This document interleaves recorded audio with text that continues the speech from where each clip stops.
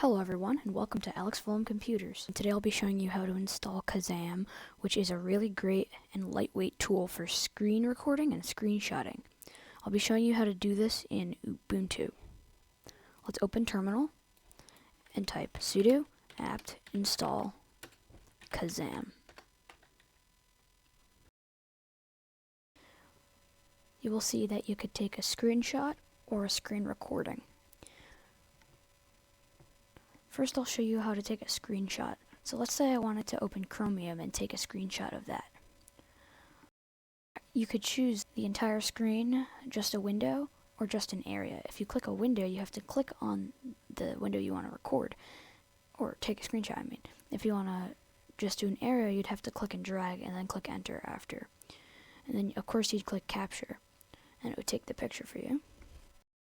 Taking screen recordings works pretty much the same way.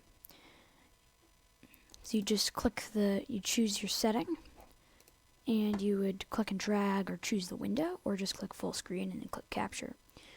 But let's say you had sound from speakers and sound from microphone on. If you're having a headset, you have to open Pulse Audio and choose recording. Normally, you wouldn't see anything here unless there's something recording. You see something recording here because I'm recording this with a different app than Kazam, because Kazam can't record itself. Make sure Applications is shown on this show, and once you start recording, you'll see audio options with the Python logo in Pulse Audio. Whenever you see monitor of in the beginning, that means it's capturing the system sound. If you just see the built-in blah blah blah, it's a microphone.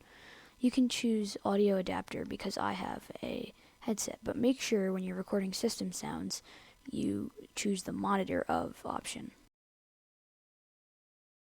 Thank you for watching this video. If you enjoyed it, please like and subscribe. See you next time.